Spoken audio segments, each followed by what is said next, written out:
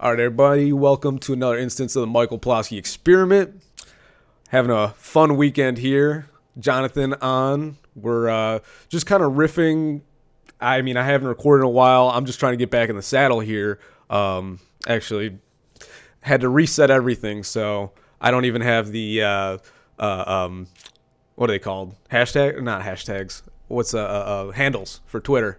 So we have at the Jonathan if you want to follow him, and I'm at Mike Pause. So we were just talking about just the weather changing and everything. Kind of has had everyone in a funk, but also I know I hear a lot of sneezes and coughs a lot more, and I know where some people's anxiety's at with that kind of stuff, and what are you seeing out in Colorado? Because I'm by the Great Lakes here, and that's what I'm seeing from our weather. You got any real change out your way? It's cold. Damn straight, it's getting there. Yeah. We had 80. We had 80 last week. Oh, the funny thing about Colorado is the temperature just does this, especially right now. Yeah. We go from 80 to 20 and snowing back to 80. That's just spring and fall. Yeah. You know what? It's funny because being from my part of town, I remember us saying that, making jokes that our weather's like that. It seems like a lot of people's weather is like that around this time of year. Is it every locale that wants to pretend like they're the only ones that have this crazy weather that fluctuates? Because it's something we all kind of like participate together, but the Seattle weather is not like that. It's overcast and 42 always. Well, and then you got like the Gulf, so you have like Florida where you have parts of the year where it's nice, and then it's gonna rain every day at 2 or whatever during the summer. Right. It's goofy. Everyone's got their own something to complain about. I guess that's probably the best way to wrap that with a bow is you can always blame the weather, but the weather's going to do its thing. It's pretty much similar to what it was last year. You don't get anything too crazy. Yeah, that's true. Like the only time that it feels crazy is when you're new, to the area. Yeah. The first couple of time, the first couple of years I was here, not like I'm a huge native or anything like that. Right. It was crazy to me. I'm like, wait, how do I know what to pack? Like, it's sunny and 80 and feels like 90. I feel like you just always have a jacket on you, like with you. You have multiple layers. Right. Whereas in the Seattle area, you just keep a hoodie in the car and you're good. Yeah. Because it's probably if it's coming off the ocean, I'm assuming that rain's gonna be like that system's gonna be a little warmer. It's gonna be that like warmer ocean area. It's way more temperate. Okay. So it's never lower than never 50. too hot, and it's never too cold. I don't like rain, but I feel like that's a whole nother thing that would be. I feel like the temperature would be having consistent temperature would be good. Is that kind of what you're saying, or am I Yeah. Yeah. I mean, it's never too warm. During the summer, it always feels like it could be warmer, except for like the 2 days when it actually gets hot. Yeah. And in the winter, it is nice because it only snows a handful of times. Although very few people know how to drive in the snow because of that, so everything has its trade-offs. That's the trade-off you get with any inclement weather and people having to drive in it. I mean, I don't know. I'm a decent driver, and I've had just dark nights that you have to really ratchet it up because I don't know. Enough about weather, man. Let's get into kind of what have you been seeing on Twitter? Because I've kind of been off lately, and I'm just hopping back on. It's funny. I only really go on Twitter more when I'm looking to make some content. So it was a little hiatus here. Where's people's heads at? Give me kind of a read on the situation. My perspective is that everybody has gone to their own little dark places. Like their happy place. They're like happy dark place, like where they feel comfortable, or no. Everybody is left, right, center, and autistic libertarian have all gone to their own sort of either doomsday or needing to seek retribution kind of place. That's where I'm seeing everybody right now. Yeah, or at least that's what they're projecting online. Yeah. Which is, I think that's like a good, I don't know, like a portent of where you're actually at, because like your online persona isn't what's going on. It isn't what you believe, but it's what you're kind of feeling out sometimes. It's almost like casting a vote. In a way, you're saying like, this is how I feel. This isn't how I'm acting necessarily, but this is how I'm feeling about things. Is that yeah? There is a certain amount of id posting that happens. Like your id. Yeah. From the not necessarily from the front part of the brain. Yeah, right. I mean, it's it's your there's ego and super ego that's happening, but usually when there's times of turmoil, it's way more about that knee jerk basal emotional kind of thing. Yeah. Well, I mean, that's the thing. We've divided ourselves for so long. I think the funniest thing is, like, I can acknowledge the rhetoric that's been thrown around, but the funny thing is to hear, like, Biden himself and just people like, okay, well, now it's the time to admit that Biden's president and just chill out. It's like, you thought that was going to happen? Really? You thought it was going to be that smooth? Like, I knew if Trump won by landslide, it wouldn't have been smooth on the other side of things either. That was what I was worried. Honestly, I was going to the election. Right. I thought it was going to be a Trump landslide, and we were going to have a bunch of crybabies going, I can't believe it. I didn't expect it to be close, much less Biden kind of edging him out for the moment. So for me to see these people, like these righteous conquerors, like marching through the town with their flags going, okay, everyone put our flag up. And I'm like, I'm not putting your flag up. Fuck you. I might never put the flag up for, any regime, much less, Right. Right. Well, and much less yours. This the way you've been treating me. Oh yeah. They forget that. Screw these people. Jeez Louise. This was one of the two outcomes that I saw happening. I either saw that Trump would win in a landslide, like you said, right?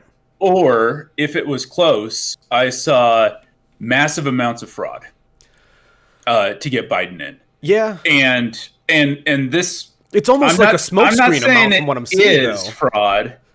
I'm just saying it looks like fraud. Did you? This is where this could be political theater. I always take that with a grain of salt. So for anyone who thinks, I take everything like it's probably a conspiracy. But on Fox News, the attorney who's doing all the, I forget what she did some other major case. It was already under her belt, but she said there's a mountain of evidence in Pennsylvania in particular, and apparently Dershowitz came out and said yesterday that Trump's going to win Pennsylvania because of what's proceeding in court. So I mean, to anyone who doesn't know who Alan Dershowitz is, probably one of the most famous attorneys in American history for winning cases that never seemed like they'd be won. So now, as an older man, take it for what's worth. But I don't know. What's your take on Dershowitz saying that Trump's got precedent in court? Does that mean anything to you, or is it just political theater? It's all political theater. All of it is. This whole thing smells very, very bad to me. First of all, Dershowitz was OJ, right? Alan Dershowitz? Was he the OJ lawyer? Yeah. I think so. I think that was his claim to fame, and then he kind of did some other stuff afterwards, but that was always his original. I don't know. I'll look it up. Yeah. I don't fact check myself here. Off the top of my head, I don't know a ton about Dershowitz's CV, if you will. The thing about this is the whole thing just smells bad. Between states that were going red stopping and then all of a sudden magically finding votes for no one but Biden. Have you heard? You know, Have you heard the rhetoric they were using at the Million MAGA March about the those sudden upticks in votes? No, they were calling it "Vote Viagra." It's like, right, because they were holding. There's one of the speakers. He was holding up a poster and it had like the steady climb, like the natural climb of the Trump votes, and then there's like a dip in the Biden, and then there's these like spikes in it. Like as it dipped, it was like spiking to keep up with the other curve. And so it's like, oh, here we go. There's the Vote Viagra. And it was like one day, just like everything uploaded in like 1 second. So that's the other thing, because I've heard people argue that side. They're like, well, of course, they're mail-in votes. They're coming in bunches or something. I don't know. I've never seen this before. I've also never paid this much attention to an election. So that's another thing that's important. We're not experts. We're taking everything here at the face value we have. But like, what to you when you're worried about fraud? Are you worried about the counting? Are you worried about the reporting? I mean, I have a few concerns myself, but what worries you more about there potentially being fraud in this election? Like on what end of the spectrum? And by the way, I looked up Dershowitz was the appellate advisor to Johnny Cochran in the OJ trial. There we are. He was a part of the dream team for the OJ case. Gotcha. Of attorneys. Okay. So this is when I think about this election, there's a couple different places that I go to, and I don't know what will lead us to my ultimate goal, because my ultimate goal is for us to get back to our birthright, to get back to liberty. And democracy, certainly democracy as it's come to be known in America, is anti-liberty completely. So, you're saying the modern version of democracy. If you really start thinking about it, perhaps all of democracy it is anti-liberty. It's being a government that seeks more power to be able to do more, even if that's not malicious, if it's just for the sake of like being able to do more in a benevolent way. Technically, I'd say that's true.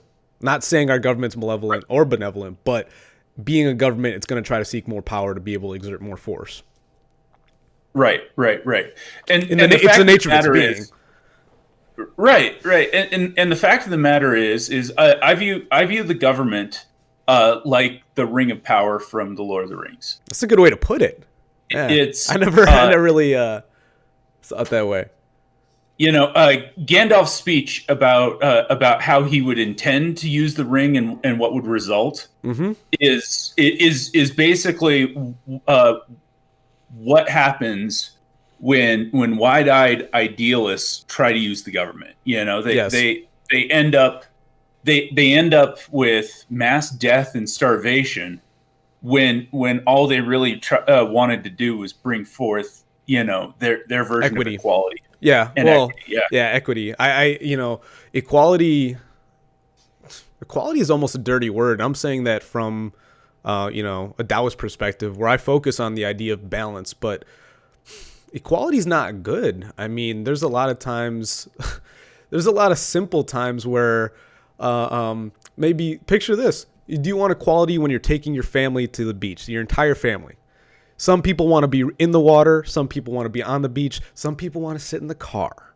Do you really want equality where everyone has to stand in the middle? No one gets to put their feet in the water. Everyone has to get in the sand. Do you really want that level of equality? No.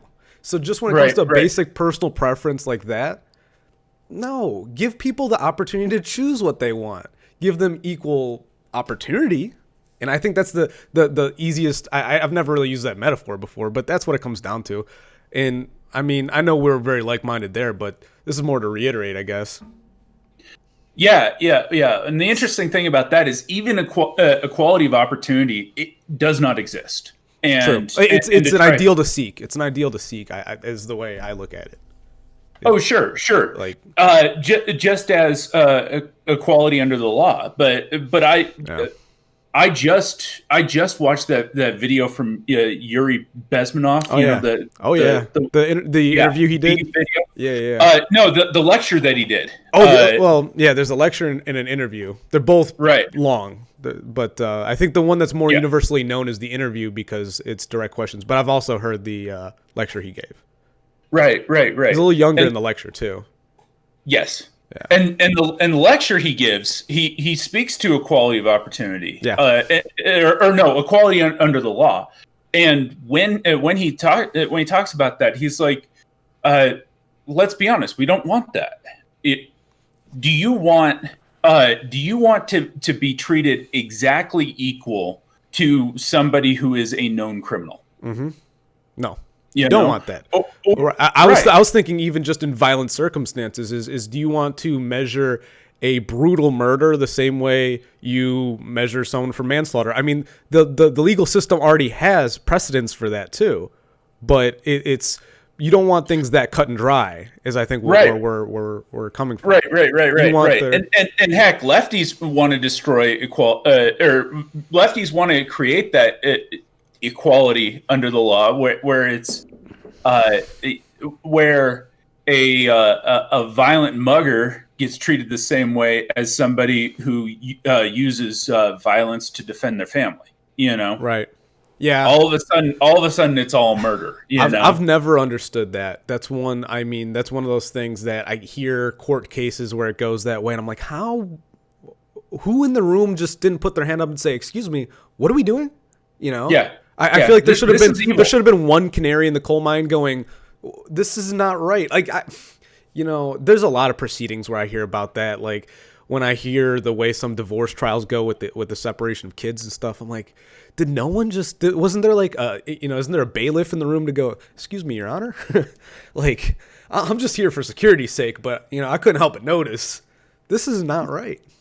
Right. Well, I mean, part of that is also how lawyers are trained. I mean, there's I don't know any lawyers that I like. I'll put it that way. There's lawyers that I've gotten along with, but I've never really never trusted a lawyer. I'll put it that way. I have a couple of lawyers that I like, but for the most part, for the most part, you're trained. You're trained to manipulate the law. Yes. To your own result, whether that's good or bad, that's what you're trained to do. Yes. Well, and all judges are lawyers. Yes. And there could be a good law school or two out there, but all law schools are colleges. Yep. And which and means we all know institutions, who runs the college. which are institutions, which are. Which have been subverted. So I mean, is it not shocking that our legal system sucks? No, I think that's the biggest thing that would need to be tilled, and it'd actually be good to have a lawyer on here and ask them what they think of the state of the legal system, because I don't know too much. And I mean that more from a federal constitutional level more than because I'm sure every locality is a little different. Like if you're looking at the whole pasta that is, the American legal system, I'd rather just focus on the federal stuff, what you can do in the Supreme Court, which is really important to have Barrett in there. And I know I've already heard people complain. They're like, Barrett's going to screw us over on this Trump things. Just Trump, the election. I'm like, did he break the law? Like, that's the thing that gets me, because I'm not even this diehard Trumper, but I like to argue on his behalf. And there's when you're sane, you end up having to defend Trump because all of the attacks against him are insane. They are. Well, it's almost like I feel like I'm picking up someone else's shield and sword because they've already fallen, and I'm like, well, shit, don't want to make sure these good tools go to waste, Like for me, what I'm saying is, like, when I'm in a scenario and people are just like, yeah, and screw Trump, and they're kind of like elbowing each other, like, yeah, you don't like him either, and I'm like, excuse me, pardon me, actually, he's our president, just give him one of those. Oh, see how that fits in the room. For me, it's not that. It's one of those things where it's like he's not a unique evil, and comparatively to the rest of the presidents that have been in my lifetime, he's not that bad. His vices are almost cartoonishly predictable. Yes, the man's a womanizer. Yes, he's been greedy. Yes, he has delusions of grandeur. I mean, but is that not the person you'd paint into the position of the president of the United States? I mean, there are people that are now. I see a lot more references of G-O-E-T-U-S instead of POTUS. Mm-hmm. God Emperor of the United States. Geodis. Yeah. And I mean, that's a little delusional, but the funny thing is it's only delusional if you don't see it as a joke, you know? Right. And I think that's the best thing about these little trends that go on is in certain ways they're irritating certain people. And on the other hand, they're thoroughly entertaining the others because the people who think are taking it seriously are making it the joke. Oh yeah, but that's the dynamic of trolling, right there. Oh, fantastic! And my favorite thing about the God Emperor Trump meme is it didn't originate in the United States. Was it a UK thing or Italy? Italy, and you know what they modeled the armor? Italy. You know what they modeled the armor after?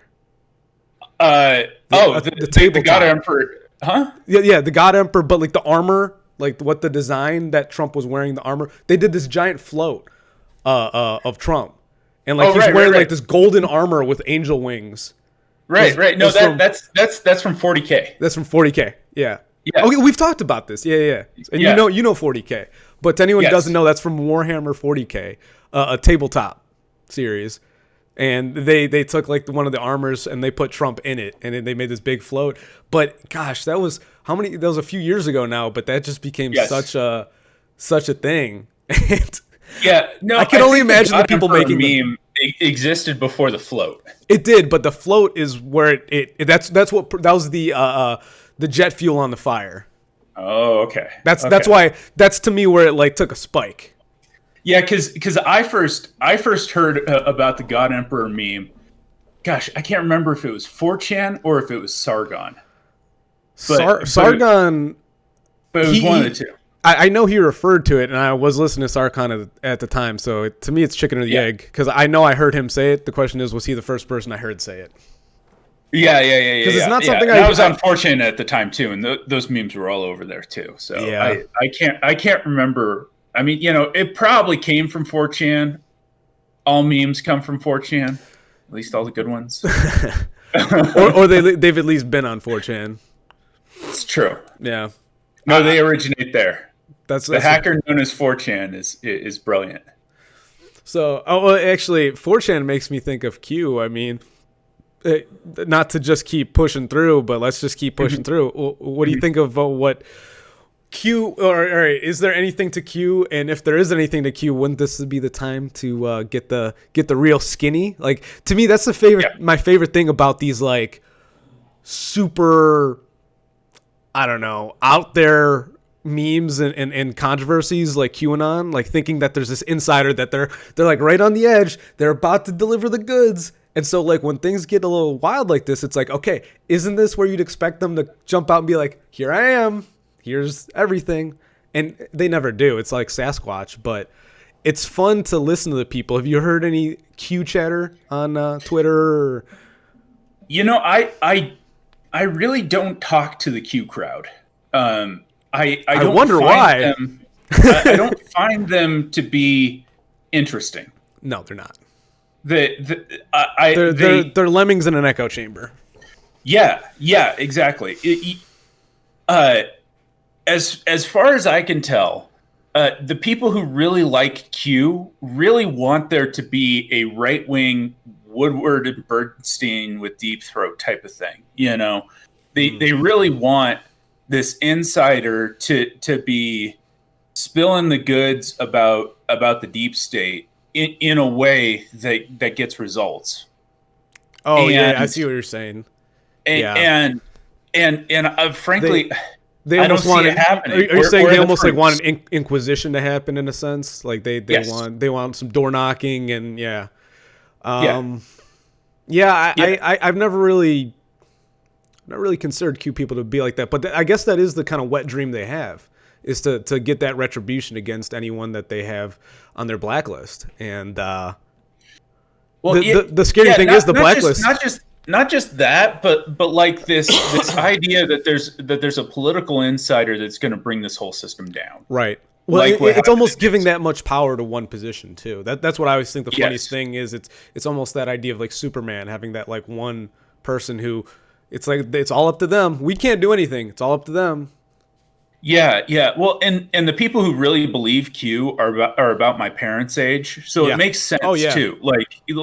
There is this part of American mythology that this sort of thing has happened before. And they really, really want it to happen for their team this time. I've had people come out as Q in person with me. And it's funny. It's almost like reaching in for a kiss in a way.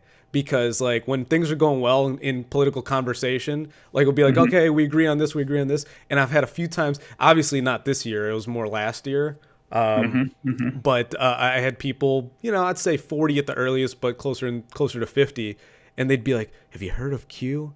And I always have to go, yeah, I love Q. So I'm just like, God damn, I don't. Because I remember one time in particular, I was just not feeling it. I wasn't in the mood, and I just told them, I'm like, actually, I find Q people insufferable. And she was just like, what? And she was there. She had like a biker boyfriend. And the funny thing is, I could see he had this big old beard, but there's like a little smile smirking up as I'm saying it, because she's like going off, and he's just sitting there with a smoke and a beer in his hand. He's just like. And I'm just sitting there telling her that she's found this dumb shit. And I told her like very nicely. I was like, you know what? I just found the people who get into it not very well. And I was like literally insulting her by like talking about other people. I'm like, they don't really research their material very well. And the dude's just sitting there just smirking. It was one of the few times I talked to someone in person about it. And I just kind of subtly was like, it's kind of dumb and not well fleshed out. But if you like it, there's your Pampered Chef.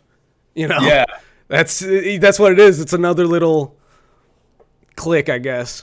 Yeah. And if it brings you peace, it brings you peace. I don't want to, whatever brings you peace and helps you sleep at night. I don't want to rag on that, but it's goofy. It's goofy when you get into some of the leaps and stretches I've heard them make. My biggest problem with it, the part that I get really annoyed with, is I view these people as people who could be using they could be using this this energy that they have for something useful. These data dumps that they do, that energy could be used anywhere else.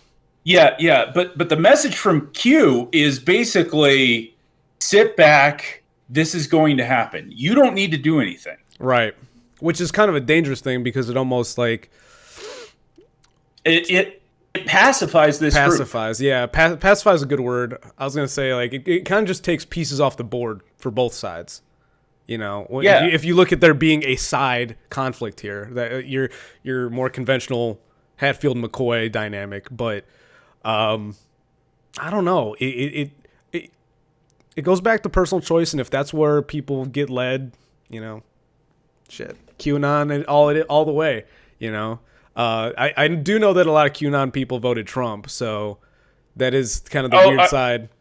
I would think that that would almost be 100%. Right. Well, and that's like Q is a MAGA thing. 100%. But that's the only reason I'm bringing it up is because I did vote Trump, so that's why I bring up QAnon. More tying it in. I know sometimes I have to reiterate things because we're recording, not so much because I'm telling you something. So. Right. Well, and how I voted, so I voted Trump. Shoot. I voted Kanye. So did you? Did you? Seriously, I took a picture. Did you? I can post receipts. Oh boy. Well, I did that from my Ron Paul write-in in 2012. So. Yeah. Well, and I guess to switch to political tactics. Yeah. I voted Kanye to punish the Libertarian Party. Yeah. Well, and the thing is, I was actually about to say it because being in the state of Colorado, your vote is a little more significant than mine in Ohio. Yeah. But because I think Ohio was going Trump either way. He did a few rallies in Ohio since last year. Colorado was going Biden. You know, Yeah.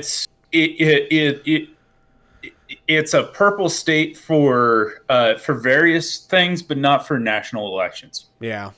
Yeah, It's blue. we discussed that in another interview you had, that they're more there's almost like a cohesion there, but they're more ideologically when it comes to setting like drug laws on the state level, stuff like that. They're a lot more grounded on a purple side, but there's like a Yeah, cohesion on the Democratic side for federal representation. yeah. Well, the fact of the matter Is it is maybe you is that just can't reinforced get by past Denver. universities? Yeah, is that like Yeah, reinforced by universities there? yeah, you can't get past Denver and Boulder. They're just too powerful Too from a too many national people. level. Yeah, too many Yeah, people there. Yeah, that's yep. it's Which it, again, part of the problem of democracy. yeah. You know, It tips the scale. why should the population center rule the The entire entirety of state? the yeah. Yeah, because Colorado Springs is red. I mean, it's not libertarian. It is straight up conservative. You know, If it's Air Force Academy uh and nothing but traditional conservative people. you know what the government needs to do with their programs is they need to get us better at spreading out. Like honestly, if we and, you know, Trump could do some sort of I'm shooting from the hip here, but if Trump gets elected or whatever, even if Biden gets elected, there should be a program where it's like cities to the country or something like that, and there should be some program to like develop cities in areas more remotely just to get the country more spread out and utilize the land better. Because I do know that having your own piece of land is an inoculation against most of the problems going on nowadays. You know, Oh, sure. Well, you know, my uh, the like neo reactionary part of me just says no, wall off the cities. well, no, I get what you're saying. I mean, I'm going for utopian dream here anyway. This is some, yes, Right. this would never Well, happen. But my I imagine. Well, and actually, the reason I was bringing this up because if there is like a major catastrophe to happen, the likelihood of the country surviving is a lot better if we're all spread out a little more. You know, oh sure. the way Europe is. You know, if we were as densely packed as Europe here, that'd be insane. Like, I mean, Yeah. I got a map behind me. You know, when you look at the continental United States, it's about France all the way to Ukraine. You know, it's huge, huge, and they're all densely packed. If we got that developed, oh my gosh, we'd be China. You know, shit. Well, even China has a whole bunch of wide open Oh, area. oh yeah, the whole western part of it. But the whole river valley area they have is densely packed. I mean, Japan is insane. If you ever look at the population, Yeah. it's the size of California roughly. It's a little larger than California, but I forget every time I look up the population numbers, it blows me away. It's always like 5 times more than I give a rough estimate. But the whole concept of getting into these population areas is the problem with democracy is these urbanized areas take over the collective representation of the entire region, which is not good. Right. It's not good to paint with such a wide brush. Right.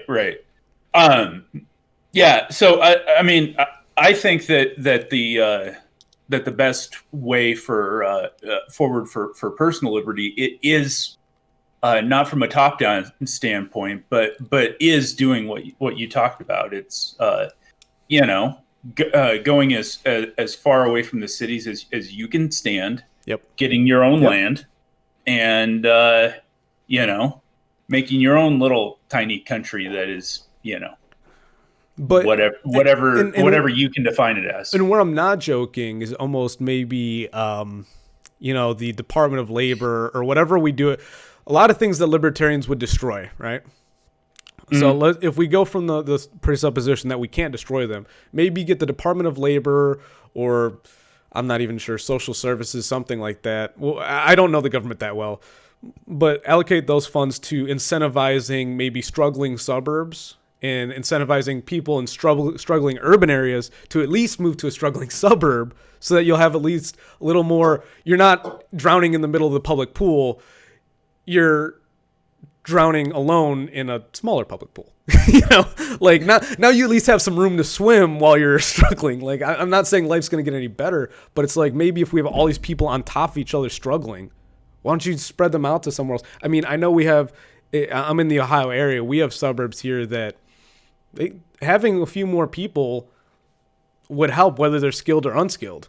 Sometimes it's just having healthy people with a vehicle, and it's funny because I know people in I lived in the city of Chicago, and I never struggled to find a job, but I could see how some people would.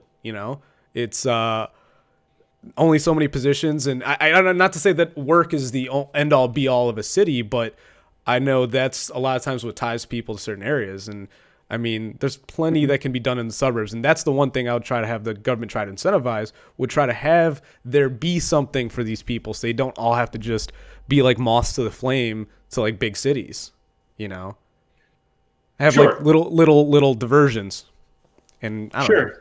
That being said, the big cities seem to feed the government more power. So why would they? That's Where's the biggest.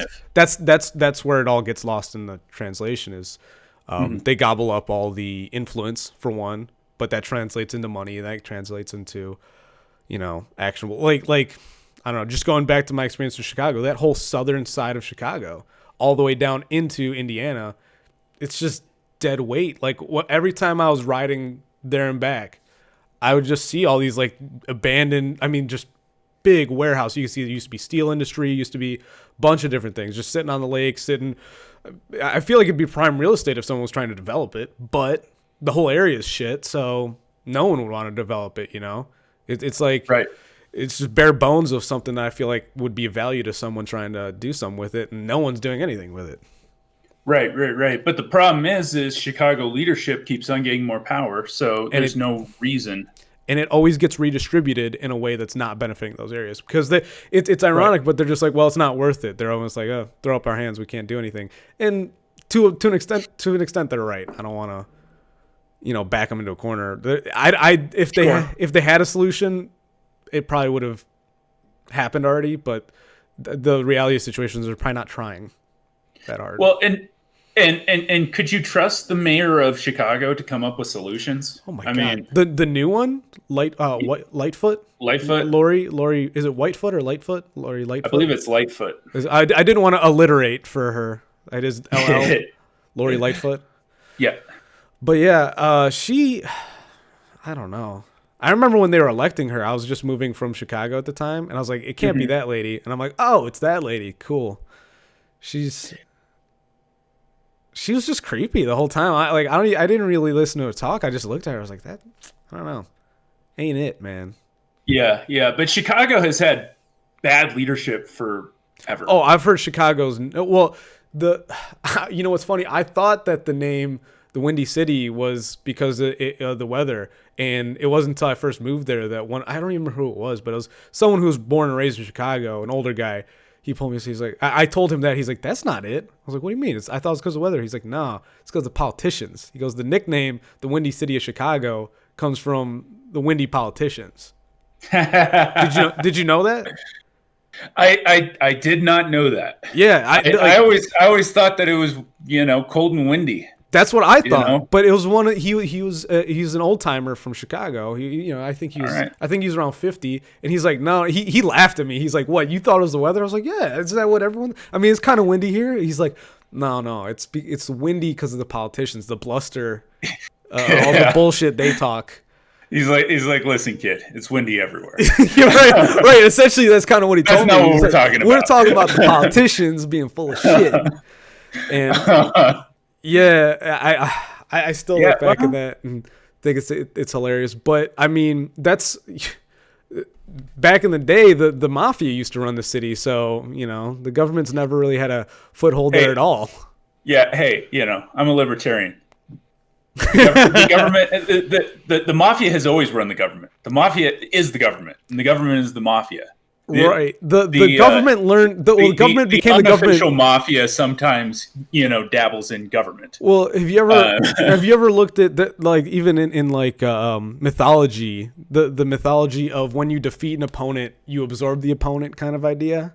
Mm-hmm. Like in learning to defeat someone, you have to become them in a certain way. Same goes for the mafia. When the government had to quote unquote beat the mafia became part of government. Sure, but especially not even that. But the libertarian argument is that the government has always been the mafia, right? They've just they just had to. I'm more arguing the way the mafia worked is how the government learned to work itself. That it only supports that even more. Is that they had to learn their tactics to beat the mob, and then after you beat the mob, there's no mob anymore, and now you are the mob. You are using the mob tactics that you learned from them, and they don't exist anymore. Almost, I don't know. I look back at, I'm fascinated by the Mongols and like what they learned from every person they invaded. Like they were able to take out all the walls in Europe and the Middle East, because the first walls they went against were the Chinese, because they're close. But if you look back on that part of ancient history, the Chinese had the tallest, largest, most gigantic walls in the world. So it's almost like from the start, they took on the most difficult opponent. They learned to build siege equipment to take on the largest walls possible. Right. And then once they sacked that area, they went to the west. And they found these puny little wooden walls. And they're like, okay, we've already learned to take on these colossal freaking mega city walls. Right. You guys are nothing. So the government, that's what they've done. They're like, we took on this highly organized. We had to watch people every day. We had to do all this shit against the mob. It's like, well, now they're gone and we learned how to do all those tactics. We're not going to stop. Why the hell would we stop? In fact, we're just going to take over the same organizational systems they have. And as a libertarian, you know what it makes me think of? Black Hawk Down. You know, in that opening scene where you have the little kid with the satellite phone. Yeah. And he's calling into because they're like a few miles out from the city, and the kid calls in. He's like a sheep herder. He's calling in. We got helicopters coming in. It's like every region should have like that level of communication, just from a safety perspective. You know, I'm saying local government, even from federal government, being like, you should have people like, hey, we got feds coming in, for better or worse. Like that information should be making its way across the web. I feel like I did a quick pivot there, but are you following where I'm going with this? Is that it's more about the information you should get is sourced locally more than it is from a national distribution. I think that's one of the things that's going. Right. They're trying to push for now is like these one message for the whole country kind of deals, and that's not good for a lot of different reasons. Well, so the only reason that they're pushing for that is because they had it, and they had it, especially under Obama. Well, not just under Obama, forever. Well, forever. Forever, but the corporate press. The reason I bring up Obama, piece of the state. The reason I bring up Obama is he was almost that golden boy for them, though. Is it's almost like they found like the Neo they wanted. They're like, wow, tall black man, slender build, but everyone seems to like him. I mean, literally, he was. I mean, I think that's why there's TDS, is because I think these liberals who they were in heaven with Obama, they're like, oh my gosh, he's exactly, especially the older generation. They're the people they've wanted this vindication for so long. And then for them, it's a literal nightmare going from to them what heaven was to the greediest old white man that they've known all along. You know, right. I can see why they demonize so badly, but the one thing I'll say about Trump is no foreign wars. I wanted to get into this. Is no foreign wars, because I've had people ask me, they're like, oh, so why? It can't be a protest vote against Biden. I'm like, you're right. No, there are things about Trump I like. So no new wars, but also with this whole COVID thing and on a lot of different issues, he's left things up to the states mostly. He really hasn't been as authoritarian as they give him credit for. I hear people I know well, they're like, oh, he's a dictator. You know, they'll say a lot of rhetorical lines, but essentially they'll say he's an authoritarian. I'm like, he could be a lot worse. And the funny thing is, when he got elected, I expected him to be a lot worse. Right. You know, well, to go back, we're talking about the difference Trump provides on an authoritarian level. Like, do you agree with that, or did I maybe miss some authoritarian moments he had? Oh, he's had some authoritarian moments. Yeah. I can think of bump stocks. Bump stocks is I don't like them. But even that might be some political theater, like giving ground for the sake of. I don't remember what was happening at the time, but maybe that was that could have been a concession at the time. I don't recall what the climate was politically, but yeah, he didn't get anything for that concession. But yeah, it was a concession. Yeah. That was around the time that he said the most damning thing when it comes to liberty that I've ever heard, which was take the guns first, due process later. Now he was doing that in a round table with Dianne Feinstein in the room. Yeah, where he was trying to give out some sort of olive branch, or at least signal to her that hey, we can still make a deal. Right. But it does speak to the fact that he doesn't mind entertaining. I was going to say, idea. Yeah, he can have that dialogue at least, which I actually I would support that. I mean, you keep your hands close to your chest. You know what you're willing to play, but just because he's willing to engage with Dianne Feinstein isn't a condemnation on my end. Yeah, I think that the tough thing about Trump is, and this has been my biggest problem with him the whole time. He doesn't really have true principles. He has good instincts. Allegiance. Well, I think allegiance. He doesn't have an allegiance to any principles. Right. I think he is a very wishy-washy kind of guy. Right. Yeah. He's a natural good counterpuncher, so he knows when attacks are happening, and he can punch back really well. Yes. And his morality is more placed in influence and money than it is anything else. True. And the interesting thing about how dark the state is if you just follow influence and money, you end up going more towards the light than where the state currently is at. So he wants to end wars. Seemingly, he wants to end wars more because they're just a colossal waste of resources. Completely. And here's the funny thing, because I was going to say human resources is on the positive end. People are going to worry about the human resources, and whether he cares about the human resources or not, it doesn't matter because it's a mutual gain from the human collateral perspective, but also from the financial collateral. That's all I was going to say. Oh yeah. Because it doesn't matter if he cares about the human collateral. It does not matter. It meets the same end. Who cares what intent is? That's. Exactly. Especially I don't care when if you're talking about monsters who currently run the government who don't care about either. And it takes a monster to kill a monster. To read it. So, I don't want freaking Ron Paul. I don't think would. I love Ron Paul. I wish he would have been president, but I think he would struggle in the climate right now. As great of a president as I think he would have been back in the early 2000s. Ron Paul wouldn't have been able to keep a cabinet together. He would. Well, right.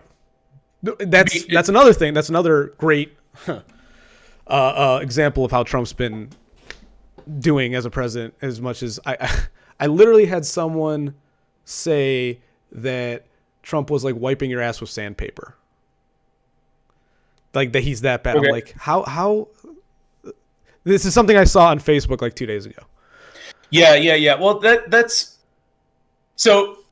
You also have to realize that the majority of people are average or less than average of intelligence.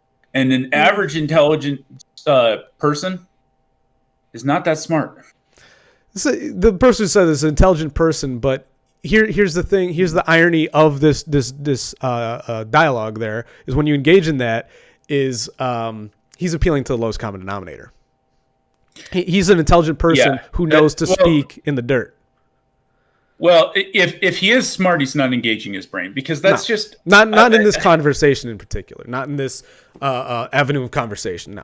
Yeah. I mean, that's some sort of virtue signal. I mean, are you kidding me? It's signaling allegiance and virtue at the same time. Yeah. Because I mean, the fact of the matter is okay. So so the president that put me on the road to becoming an anarchist was Obama. Okay. And I see that. Obama did that not because of war. Yeah. Not because of taxation, but because he weaponized the Department of Labor to destroy my job. The career path that I was aiming towards, the thing I absolutely loved, was helping regular folk organize their investment strategies so that they could see retirement and retire, well by their definition. That was something that there wasn't a great market for, but there was kind of a market for.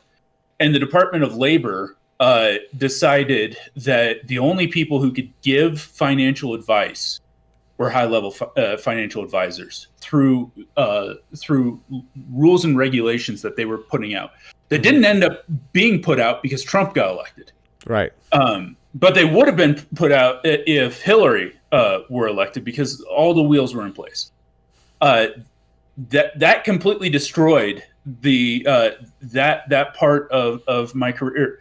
The part of my career that I really liked, the thing I was trying to transition out of insurance into doing, and was successful on that path, just completely destroyed. So I had this beautiful dream of being able to help people, and it was completely destroyed by Obama and his bureaucracy. Well, he needed the money for somewhere else. Obviously, it was much more important than. Well, the funny thing is I don't even think this was about money. No, this was about ideology. This was about the idea. That's even worse. Yeah, this was about the idea that somebody making money off of investment suggestions and investment plans was somehow abusive to people who didn't have enough information. Now, of course, if you're wealthy, you have the information, so you don't need to be protected.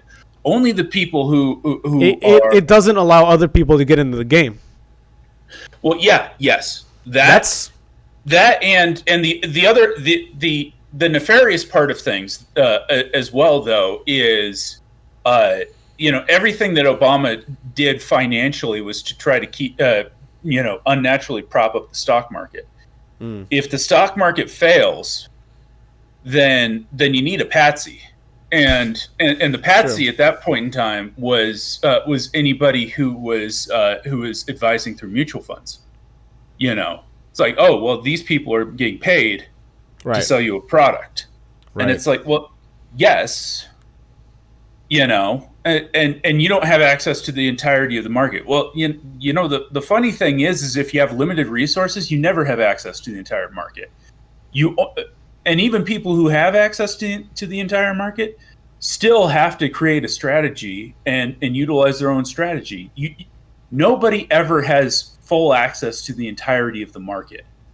Yeah. Even if you do have access to the entirety of the market, you don't have enough information to go off of to utilize the entirety of the market.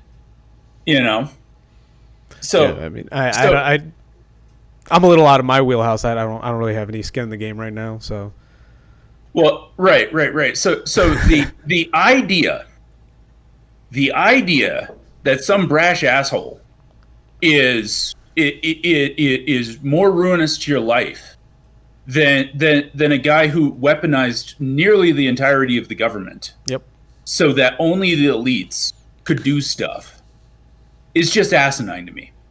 Yeah, that's not a thought. Well, and the fact that they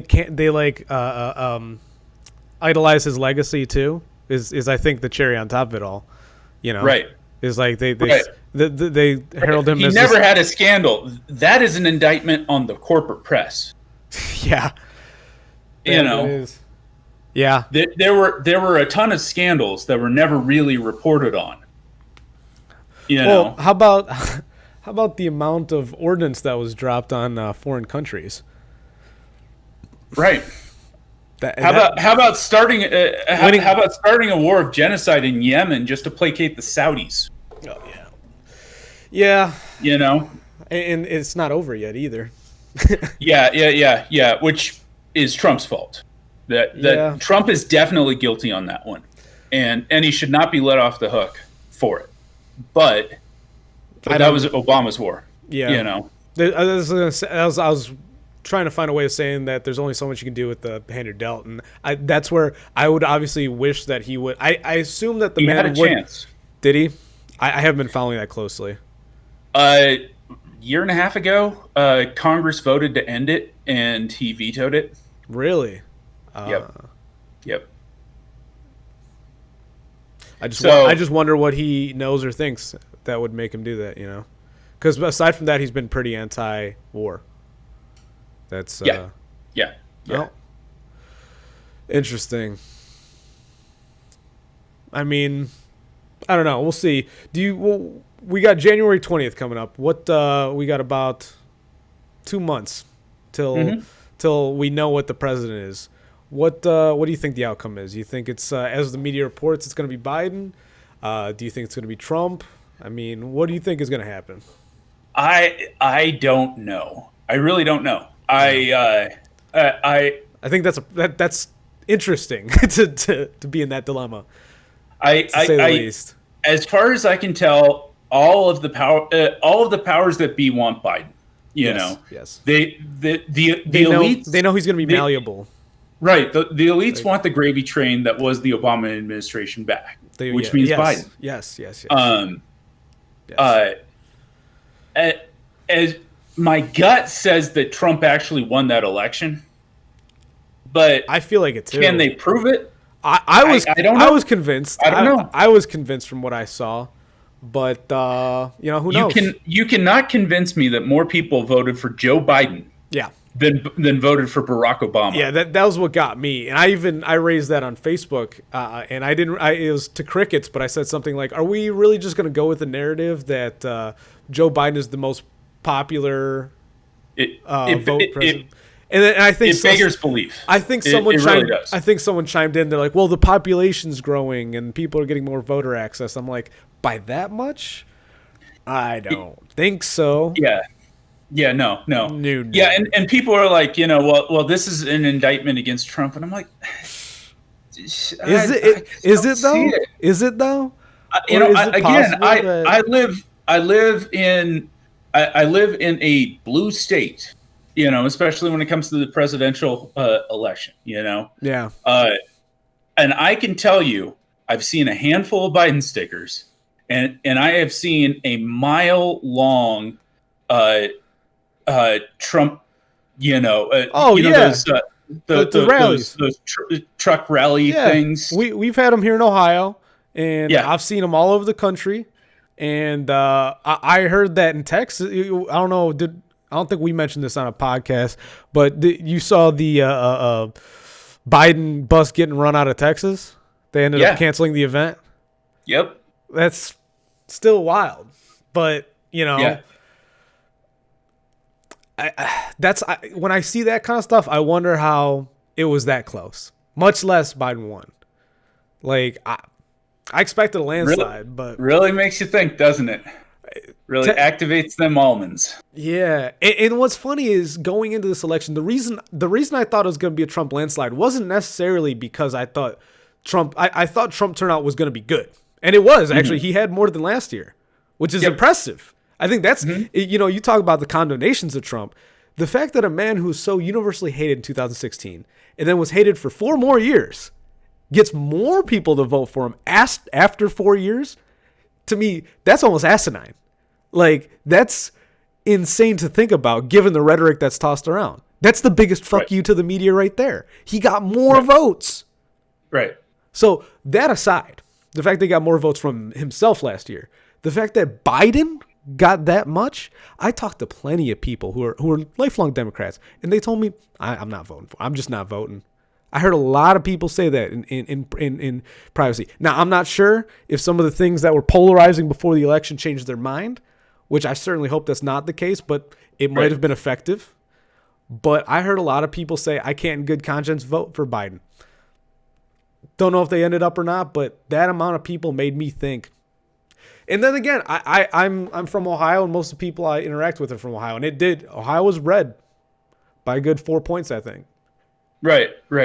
So maybe in my little walk of life that was the case, but I don't know, man. We'll have to see on these recounts. Do you have any faith that by January 20th we'll have a consensus in the country on what the tally was, or do you think it's still going to be just as bad as it is now? I don't know. I mean, I know they have a hard deadline, don't they? I'll be honest with you.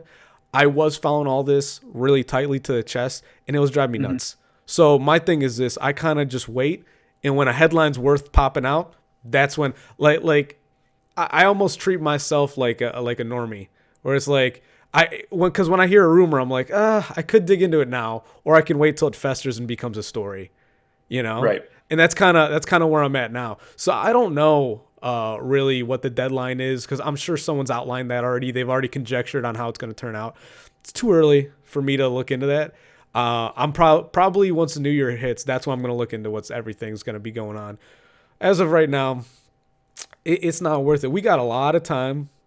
It's not on my plate, and I know that me worrying about it's not going to do anything to all the work's been done. Actually, that's one thing I've talked to a lot of people who've been stressed out lately. I'm like, our whatever our counter propaganda operation was on the platforms and whatever, that's mostly been done. There's not really as far as this representative democracy concerned, there's not much else we can do aside from gather on the streets, Yeah. Which I hope it doesn't come to that, but in any domain. But yeah, and I wonder how useful that is. Going to the streets? Yeah. Well, they just had that million person rally, Million MAGA march in Washington, I believe yesterday. Yeah. Yeah. Or was that Friday? Yep. People showed up and got beat up by Antifa, and did they? The last I had heard reported on it, the last time I checked Twitter was during the day, and it was all patriots, during the day. So sounds like the vampires came out at night. As it got dark out. That's when the cockroaches show up. Yeah, when it gets dark out. Well, yeah. So here's the big question. Ultimately, what do you think? What do you think is better for this country? I guess first of all, do you think do you think this country needs to be unified, or do you think further division is better? Okay, well, I was gonna say I'm gonna go with the further division, but I'd like to rephrase further division because I don't think unifying. Oh, it depends on what you think by unifying. I think we need to unify in spirit, but I think we need to divide in implementation. And I'm going to speak because COVID is one of the big things on people's minds. And I think that the way we all get let out from under this thumb of oppression that's the only way I see it. There is a virus apparently out there somewhere affecting people. Might have affected me. I don't even know. But the only way out of it is by letting people get out on their own terms. It's not going to be some Grand Marshal Fauci is not going to be the person who gets us out of it. So I think division in that sense is good. Having people be clear leaders of how to proceed. Like having certain states that have no restrictions and watching them be all clear and have no problems is the way everyone exoduses out. Because naturally there's going to be states that are more conservative in their, because the implementation's already been done, they're going to be conservative there. They're going to not come out of lockdown quicker. There's going to be certain states that are going to be opening up, and by them being fine, we'll be fine. But unifying under one, we're going to move too slow if we're 50 states and not one union. One union moves too slow compared to 50 states, is all I'm saying. And that's one thing that Trump has allowed to happen. He hasn't been declaring anything. Actually, what's funny is people are like, Trump has completely mismanaged COVID. I'm like, no, he hasn't. On a federal level, he's done exactly what he should do. Well, you know what's funny about that is Trump was trying to make this point, and he wasn't doing it very well, and it really kind of fell flat. But the fact of the matter is there was a unique coronavirus event that happened during the Obama administration. There was? Yeah, it was either SARS or it was oh, that's right. flu, That's right. I remember. Or was that. it bird flu? It was one of those. Yeah. There was it was swine flu. Swine flu. SARS was in China. It was the swine flu. Because Okay. I remember, I remember being in school and we joked about it. Right. That's Right. And I can't quite remember. I just remember I was selling life insurance to a Korean couple once during the Obama administration. And I was asking them the health insurance questions, and they're both a bit confused because English was their second language. Right. And the husband, it dawned on him, and he smiled big, and he's like, "It's okay. We know have bird flu." It's okay.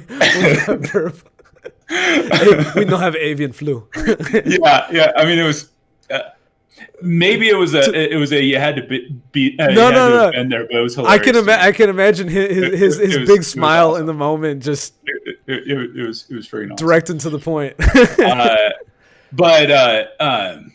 But the fact of the matter is the federal government essentially did nothing, and we got through it, and it wasn't that big of a deal.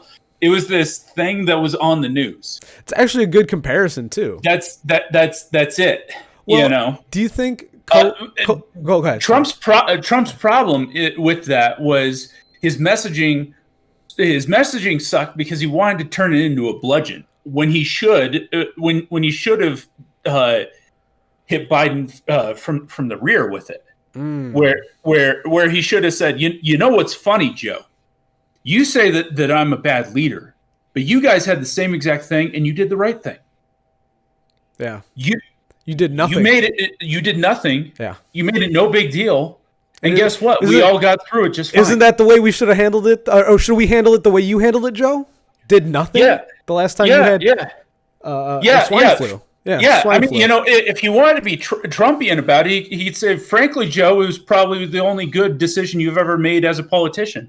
But it was a good decision. You stayed out of the way. I'll have to give you credit. Yeah. You stayed out of the way. Most of your decisions are awful. Like that crime bill, awful. Wouldn't have done it. Bad deal. I mean, no deal. Wouldn't have done a deal there. Yeah. Very bad deal. Very bad deal. Very bad deal all around. No winners there. That's only been losers. That's been the one takeaway. the doing the string. That's the one Trump thing that I love. The mannerism I take on the creating the string and pulling it over and away. He does it all the time. He does. He does it. I don't. You know what? I can't wait for him to be out of the presidency for people to ask him questions like that. For him to have these like just off the cuff interviews again, because he's a good interview person. But the problem is he's always on the hot seat. So I can't wait till he's like off the hot seat again, so they can be like, so what's the deal with the string, man? And he'd be like, I don't know. It's something I do. I can't even help myself. Like, that's a conversation I want to have happen. And, I mention this all the time to like people older than me. I'm like, Trump's put his time in. Like, if he's ever ready to tap out as president, I get it. Like, he's in a hot seat, Mm-hmm. Like, I toasted my dad and I was like, I think Trump's earned it if he loses. And my dad's like, what are you talking about? We need him. Like, he can't lose. I'm like, yeah, but if he does lose, it's not the worst thing either. It's like he put in a good 4 years. Like, I'm glad he's being responsible, but it's never his like God-given responsibility to save us from anything. We'll move on. That's the other thing is like any of these Trump people were like, oh, Biden's gonna win. We're all gonna die. We're all gonna die if you let us die. It's still still God's earth and we still have free will. Biden's not the Antichrist, even though he might want to be. It's like, right. I don't know. It's still hilarious that Biden is the guy they picked. Like, but part of me is like, pinch me, I'm dreaming. If you would have told me back in January or February this year, this is where we'd be, dude, I would have thought that you are pulling one of like, I would have thought that I was in a dream. I'll tell you. Yeah, that being said, I was pretty sure that they were going to pick Biden. and I was pretty sure that they were going to pick Biden because they want a return of, the corporatist neoliberal. I didn't expect Barack them to Obama. bend over backwards to have him win, though. I thought they put him in there to be the patsy to lose. To be like, well, we tried. Like, actually, one of the best memes I saw. One of the best memes I saw. A unique evil, right? Yeah. He's no Hydra, right? We can't find another one of him. That's the irony. It's like they paint him to be this evil white guy. I'm like, if evil white guys are such an epidemic, why are you so afraid of this one? Like, in your worldview, there's a million evil white dudes. It doesn't matter which one gets power. Well, yeah, and the funny thing is Trump is the most gentle of the reactionary kinds of movements. Oh yeah. Like the fact of the matter is if Biden comes in and if he does try to punish his political opponents, or if his admin does, oh man, like if a backlash happens, literally Hitler could become the next president. You know what I'm saying? Oh yeah. Who I just heard someone talking about this. That is part of the options. Jimmy Dore. Do you follow Jimmy Dore at all? Passively. Okay. I've actually I do appreciate him. My problem is growing up in Seattle, I kind of have this allergic reaction to people who sound like lefties. Yeah. I really appreciate Jimmy Dore. My biggest problem with Jimmy Dore is the fact that he sounds a bit too lefty. I can have a problem with Bill Maher at times because he just reminds me too much of, even though he's funny and clever and all that sort of stuff. He hasn't been good lately. I listened to his latest stuff. He has not been good, in my opinion. Oh, okay. Yeah. He reminds me of every teacher I had. Jimmy Dore? Or both? No, Bill Maher. Bill Maher. Jimmy Dore reminds me of people, of people from the past too, though. So yeah. I grew up in too lefty of an area to ever really fully be able to, the thing about Jimmy Dore, people like Jimmy Dore. He is what I would wish most lefties were. I agree. If most lefties were like him, we'd be in a much better place. Because even the lefties I like when I like them for their, say, whatever art it is, whether it's movies, blah blah blah, music, whatever. Yeah. I like them for that. But whenever they open their mouth politically, I'm just like, oh, what are you doing? Right. But Dore's not bad. And one of the things he was saying was, oh shoot, it went back to we were just talking about. Where were we at? We went on a tangent about Dore, but I forget what he said. We were just talking about Trump. Yeah. We were talking about how Obama brought Trump to power. And then if you get 4 years of Biden, like you mentioned, you're going to literally get Hitler. It's that same reactionary effect. I don't think from a chess perspective, the Democratic voters are looking at what they're asking for. Because Biden is not going to be, for better or worse, the right wing is not going to concede on Biden. It's going to be 4 years of hell. Right. And the fact of the matter is, and this is what I was pointing to. And they say Trump might just run again next election anyway. So sure, like Trump is the softest reactionary movement you could imagine. Completely. He's not as much as they claim to have him be a radicalizer and radicalized himself.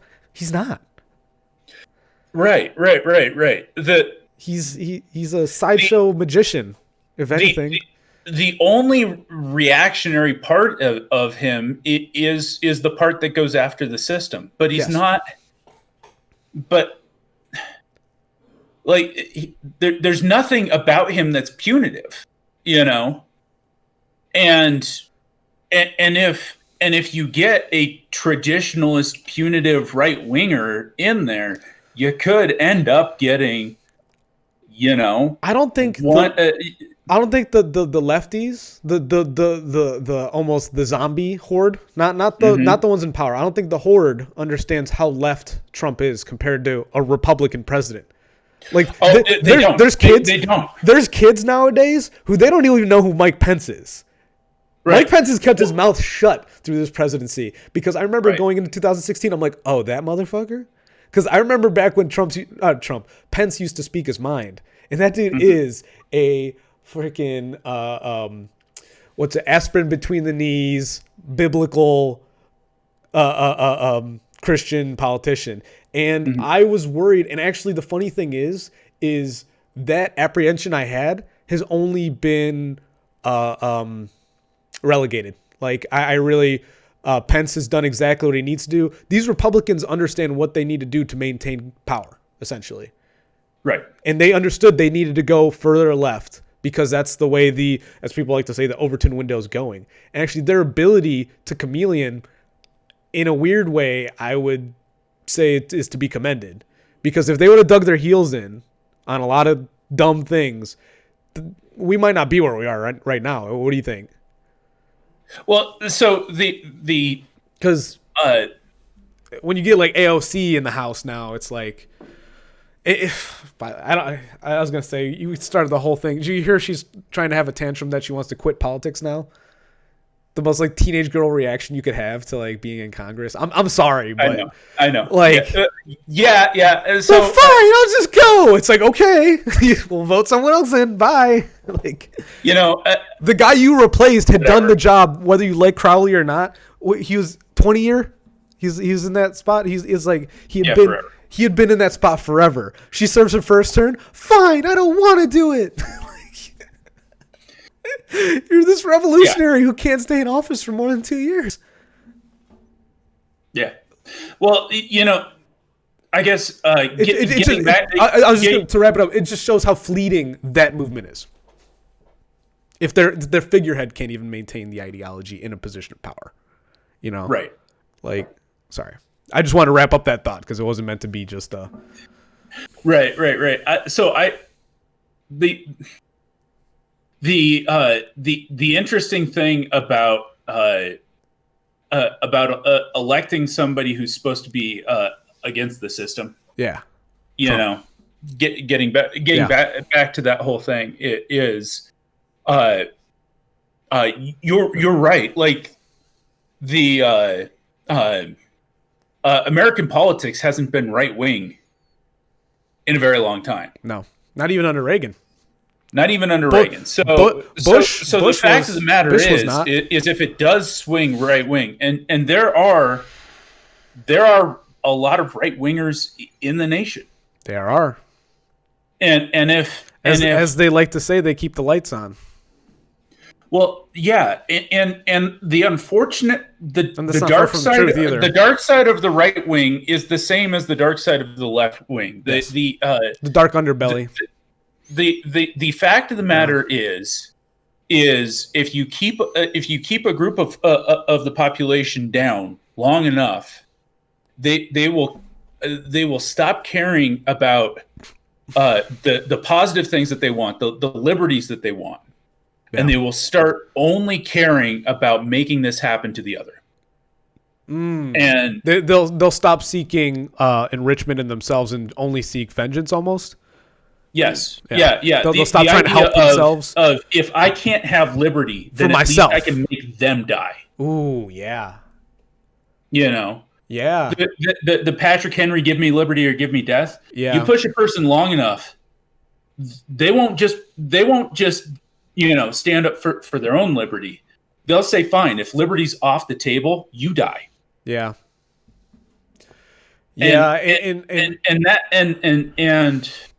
And that is the danger of fixing this against Trump. Especially if they do what Biden's already talking about and what his admin team is already talking about with like red flag laws and going after the guns and what do you think of these lists? What do you think of these lists they're trying to draw up? These blacklists of Trump supporters. Are you? Yeah. Can I ask you? At the Jonathan, are you worried about any of the tweets you posted? Are you going to be going back and deleting tweets as they've been joking about? No. Me neither. I have nothing. No. I mean, first of all, only binary thinkers think I'm a Trump supporter.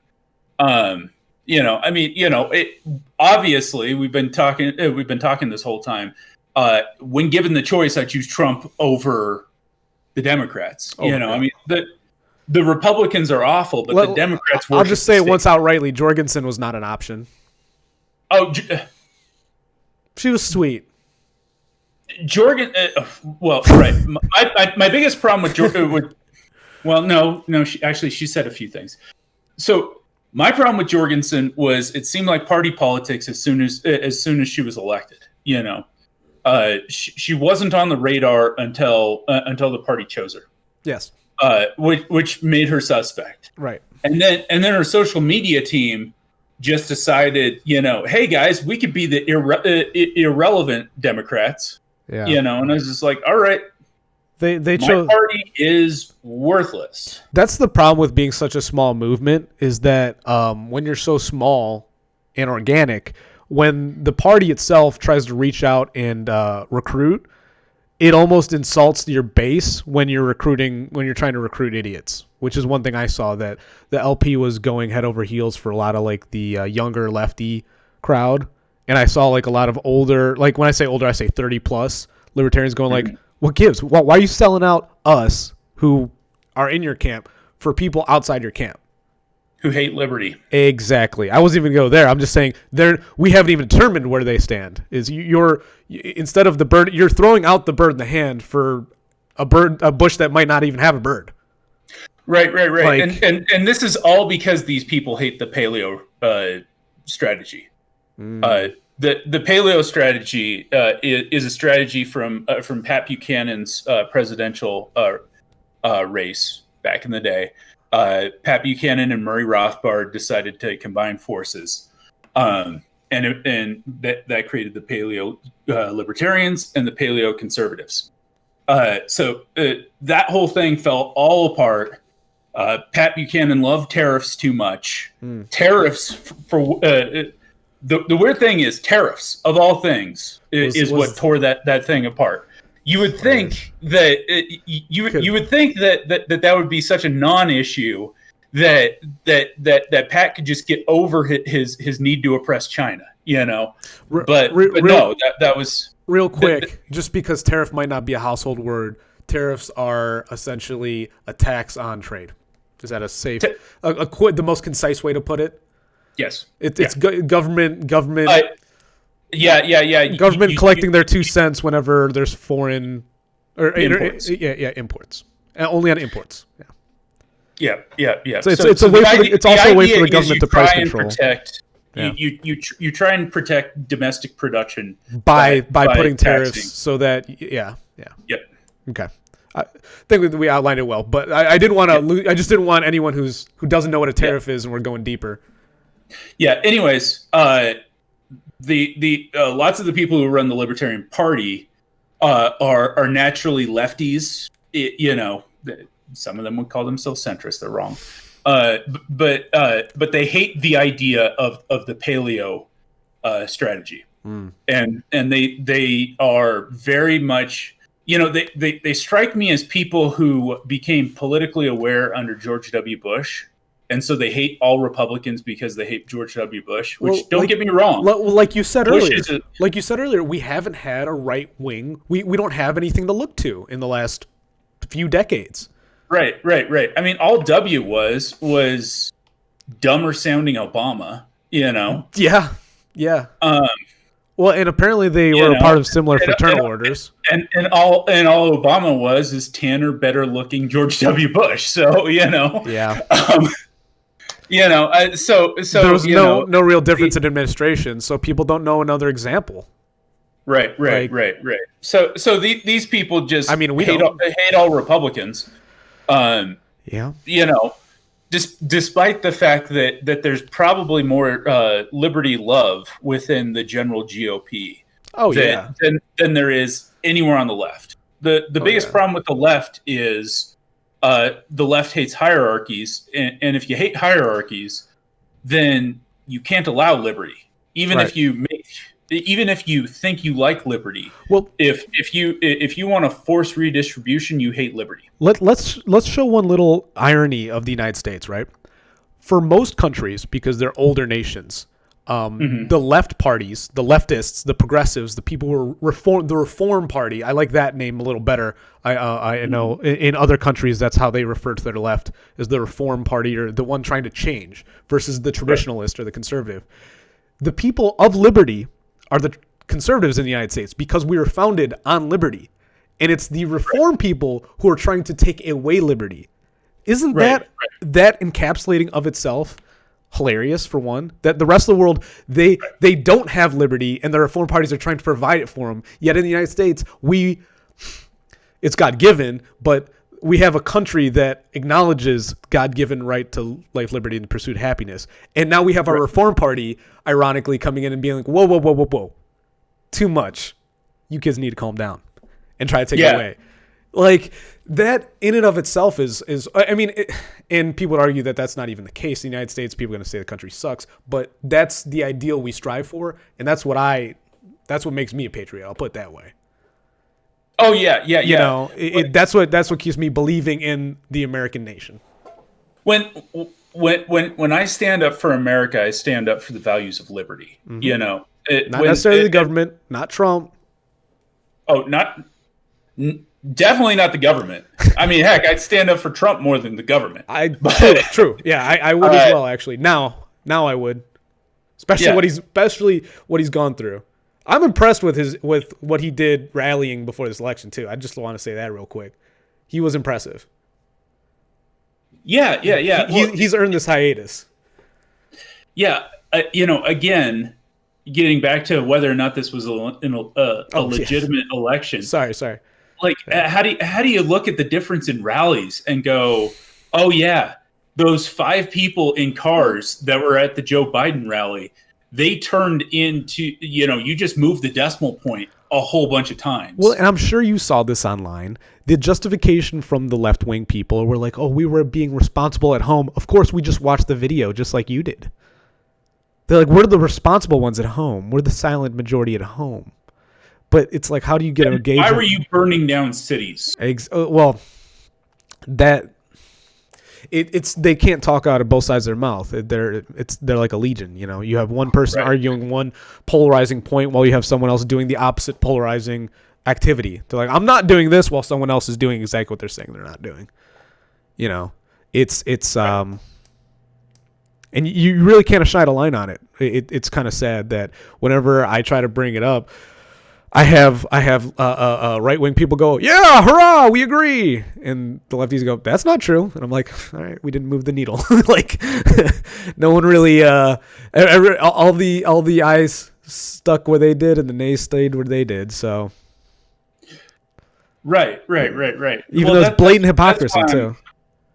That's why I'm thinking that the idea of being a unified nation is gone. Yeah. To go back to that. Yeah, that was a good question you posed. And I think that the healthy move forward is whatever will remove power from the government. Because the fact of the matter is you're not going to get rid of the left wing. You're not going to get rid of the right wing. Nope. The only reason that this all matters so much is that our government is so powerful that it can force outcomes on these two disparate groups. And there's more than just 2 disparate groups in this nation. Oh, right. So, and the fact that you can reduce it down to that is. I don't know. I don't know if it's more sad to the American population or to the groups themselves. Right. Because the groups aren't representative of the population either. Right. So then that begs the question: which outcome for this gets us closer to a less powerful government? Does Trump suing and winning that doesn't? Yeah. Or does Biden with no mandate and a whole bunch of, because it's funny, the right wing likes to say that they're red pilled, but they're I've found through interaction that they aren't really that awake. No. Does this wake up half the country? Actually wake them they're blue with a red wrap. They're a blue car with a red wrap on them. They're awakened to the problem of the corporate press, but they're very, but very, at this point that should be household. I know most, actually, to give most lefties credit, they're aware of the bias. Most of them are just happy it's in their favor. Yeah, but it's not even a bias. It's an agenda.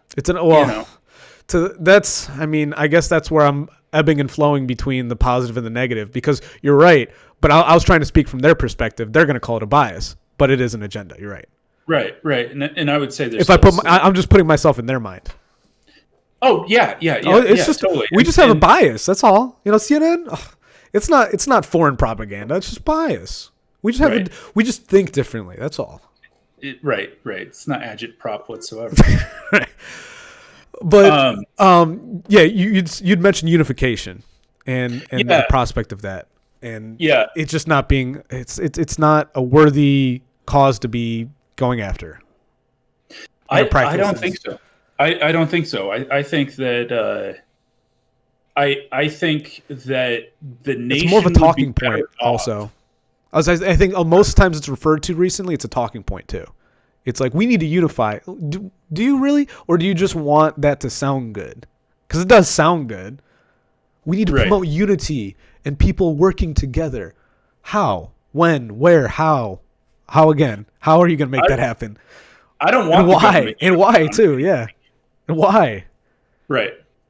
Let people interact with each other on an organic, natural level. Don't make them. When you get the government unified, you get the income tax. Yes. So I don't want because they need that to hold together. No. And frankly, I'm not sure I even want the nation unified in the 1960s kind of definition of unity. No.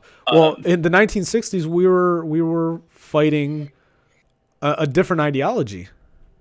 I don't think we've rearranged ourselves in a way where we're prepared to handle the current ideologies. You can't fight one enemy the same way as you fought another one.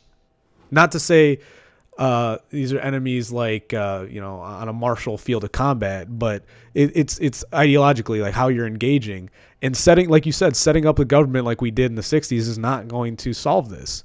Right. I think the biggest thing to combat, like you said, is the power government has. And I think that the most important thing is finding a way to outline exactly where large government has failed us for both sides, from the military spending to the drug war and the thing is, this is going across several different, it doesn't matter if you're red and blue. This is a government problem. And I think that if you talk about ideological unity, I think that's where, people who paint themselves red and blue can really come together, is seeing exactly where the government is wasting not only our time and money, but also our emotional energy, by putting things in the news, making us think that the world is worse than it is, by shoving a bunch of shit in our face that, one, didn't need to be reported on, and two, is being highlighted because they're just trying to get elected, Right. And the fact of the matter is currently we find ourselves as a nation without an enemy. And that's probably why there's so much division, because we are a nation without an enemy, and yet we have essentially a warlike state. We have this bloated state that's in our business for no reason whatsoever. Yeah. So what do you think of Trump creating a whipping boy in China? Then a rag doll. You don't like it? I hate it. I think he's tapping into the same energy we're trying to get rid of. That's why I brought it up. Right. Is I think he understands the old playbook and he's going like, well, we've always had an enemy, so he's going into. It's almost like using Well, I don't even know then, because I was gonna say it's almost like using coal. But have you heard about clean coal burning? Yeah. Apparently, it's not nearly as bad. Like, I don't know. I don't want to say anything because I'm not an expert, but I've heard it's almost safe. The way everything's repurposed, apparently, like they collect most of the dangerous Yes. gases and. Yes, yeah, I've heard that from a guy who I think is retired now, but used to be an EPA inspector. Right. So, well, of coal plants. Right. I wasn't even going to get into coal, but I was going to use coal as like a metaphor because people always use coal. It's like, well, coal is something that's on borrowed time, you know? It's like we only have so much more coal. It's going to get more expensive, and we have to stop using it because it's going to affect the environment.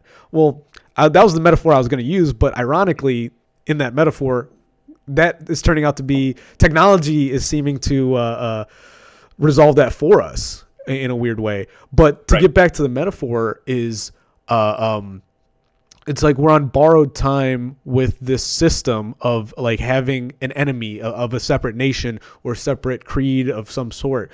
And that's what Trump's trying to go for.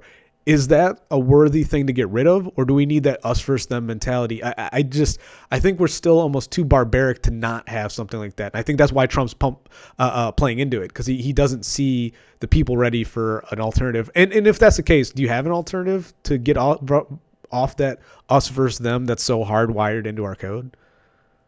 I don't. Yeah. Like you don't need to be at war to have that. True. I hate people who love the Pittsburgh Steelers because of Super Bowl 40. It's never going to change. You all are jerks, and I hope you die. Hey, I'm a Browns fan. I'm a Browns fan. I'm cool with that. Ooh, ouch. Yeah, but this is the first winning record we've had since I was born. Ooh. No, I'm sorry. Second time. I think 96 we had this record we have now. Wow. So, yeah. If we get a win today, we're setting records, baby. Sorry. Dang. Fighting against Texans. Yeah, you know, I used to be a Mariners fan until they let me down one too many times. So I know the feel. Yeah. But that's like that is just something stupid. Like I hate football right now, but if I see a Steelers sticker, I am judging the person in that vehicle. Yes, but here's the thing. I love talking about sports, like this sports rivalry stuff, with people who don't get it, because they're like, "Why do you take it so seriously?" Because it's fun. Not because I actually take it seriously. It's fun to pretend I take it that seriously. Because like you said, you're judging that person. But to a non-sports person, I guarantee you they hear you saying that, they're like, typical sports person. I can't believe them. You know, like, so barbaric. I know, but the thing is, what I find is when you call out a Pittsburgh fan, you're like, yeah, you freaking idiot, you can't believe you, and then you end up talking, well, Schuster's been having a great year, God, Roethlisberger's been looking good. You end up like talk shit on their team, then you compliment it, they compliment you. It's this almost weird like exchange of like, well, fuck you, but okay, you're okay, but also fuck me, fuck you, and like everyone's fine with it. Yeah. But let's talk shop. Can you believe that Roethlisberger has been able to be this successful over this long? You know, it must be his size. You know? Yeah. And then you're having these people that you went in, and I think that's like a precedent in politics that you learn from sports. It's this ability to talk shit on the person you're talking to and still respect them, and still respect where they're coming from. Right. Michigan is having a horrible year, but I still respect their franchise. I respect that they're coming out. I mean, if you're a Michigan fan, I'm so sorry. This has been a real sad year for y'all, because I do have some Michigan fans who watch this. So, with love, it's been a tough year. But we got Indiana coming up, so. Ohio State. I don't know. You got any football? I'm just glad they have it this year, man. If we didn't have some of these sports right now, like that's the other thing. It's not just the financial side of sports for Americans, but also like the tension relief it has. Like I was just talking to my dad about how glad he is to have football, and like if he didn't, he wouldn't have his release on Saturday in a like collective week way, you know. The week wouldn't reset properly if he didn't have that like tension of Ohio State may be losing, They never, and that's the thing is, my dad picks Ohio State because they never lose. And the thing is, we'll be up like 35-14, and we'll throw a pick. He's like, God damn it! I'm like, dude, Dad, we're facing, Murray State, and they got one pick this game. But that is the same thing. That's why I think people get so energized over politics. I think that bringing up sports and relating to politics is actually a very close thing. Because not only that, I find a lot of sports people are also political people, Sure. The people who stay out of sports or stay out of politics stay out of both a lot of times. Yeah. You know what's funny? Like with all the corporate pandering and stuff like that, I haven't watched a snap of the NFL this season. I'm getting way more back into UFC. Oh yeah. Well, so I've been watching a lot of old fights because they have the old fights on you. They have like the free fights on YouTube. Yeah. But I mean, have you been following like the latest stuff, or I've been going back and retconning more? Are you been watching old stuff, or are you watching like what's fresh? I've been watching fresh, although I didn't watch Fight Night last night. So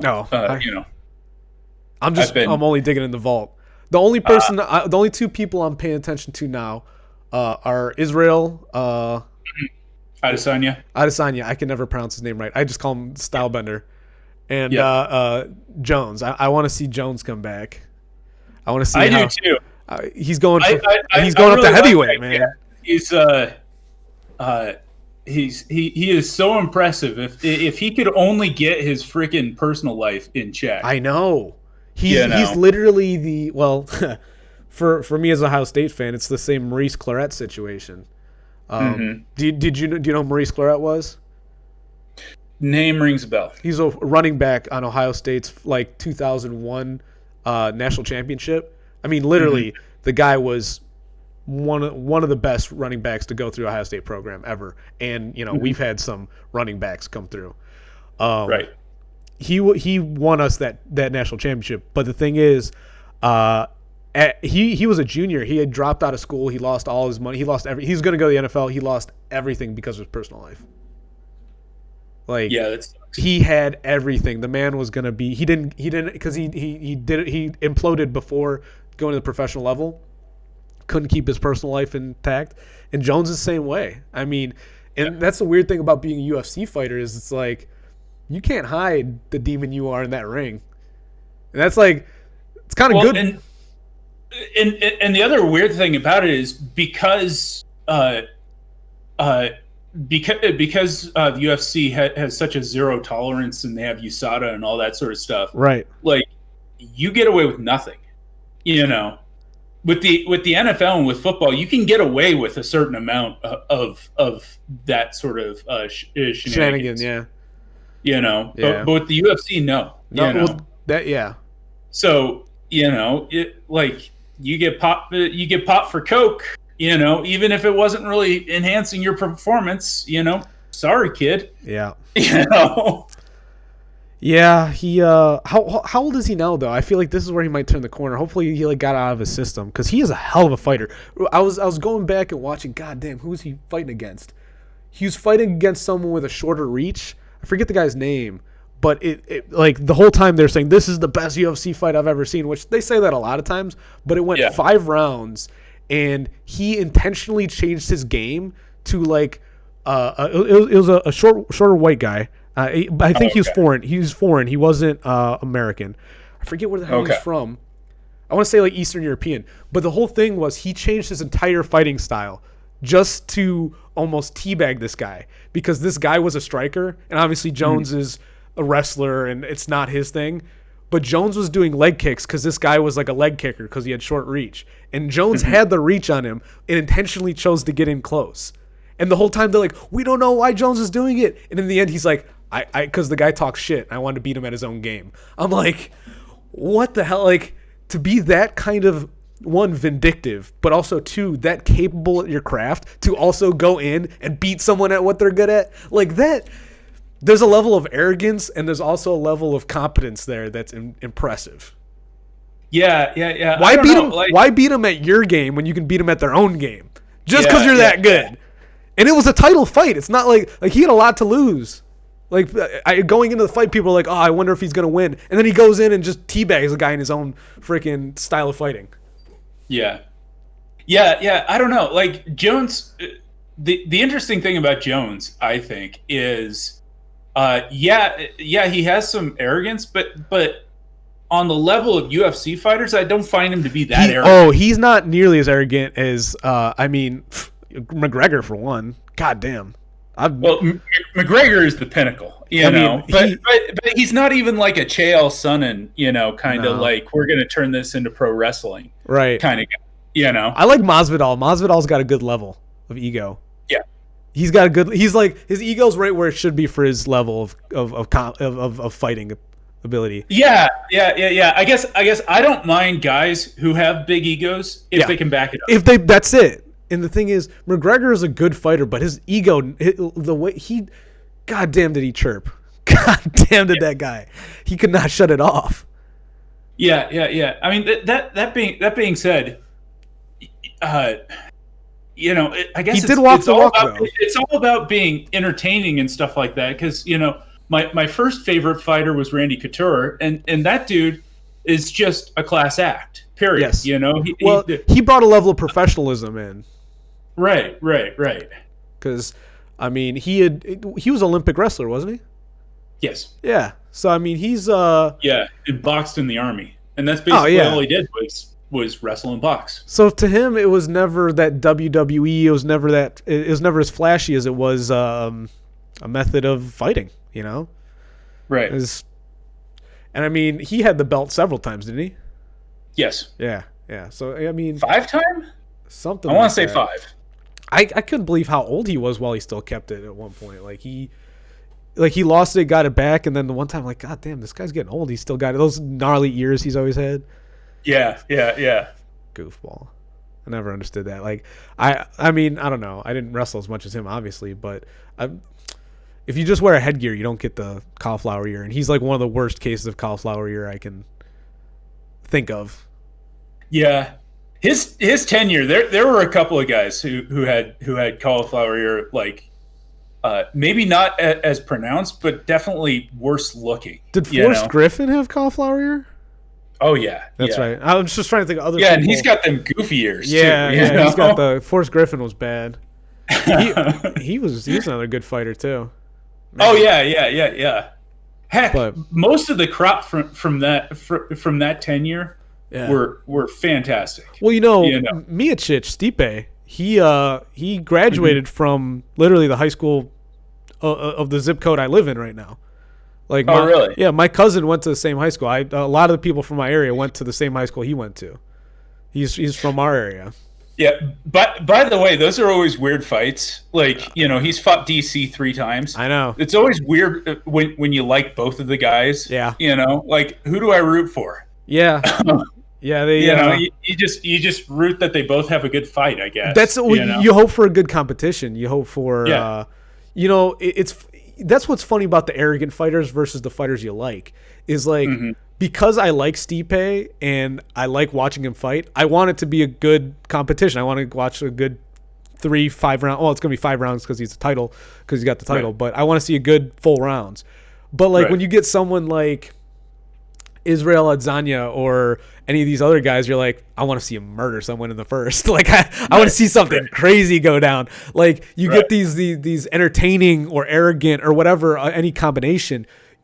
It's the difference between the Randy Couture. Like, I'm sure if you could like somehow like get young Randy Couture to fight again, would you want to see him knock someone out in 20 seconds, or would you rather watch 3 rounds? Oh, it depends on who he's fighting. That's true too. Good comeback. But you get what I'm saying is like when you get someone like that, like a class act, you want to see more work. When you get these like chirpers, you want to see something quick. It shows like a different dynamic to the whole sport, I guess. Yeah, that's true. When they just like think of Lesnar's back when Lesnar had his like string of knockouts.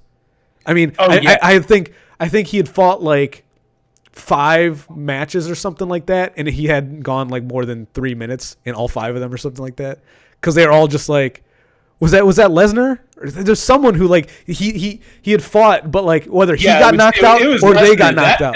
That being said, Yeah. When Henderson took him out, I was like, yeah, boy. That's right. That Lesnar was a whole nother thing, man. That was because he's the kind of guy where it don't matter if it's a TKO or KO. It's when he's on you, you're done. If you stop defending yourself for a second, done. That dude is a behemoth. Yeah. How are you going to get rid of a shaved gorilla on top of you? That's exactly it. It's goofy to see with the dominance with which he'd win. It's amazing to think that he could lose. Mm-hmm. But when you get someone who knows how to game plan properly, like Henderson tapped him. I don't even remember how did he lose? Didn't he knock him out? Did he knock him out? God, it's been a while. I don't even remember. It's been a while. I remember seeing a video of someone making him tap. I couldn't remember if that was the Henderson one or not because I knew someone got behind him. I'm pretty sure it's the Henderson fight that he just kept on hitting him in the face, and Lesnar just started doing this. Oh, Henderson, yeah. And it's and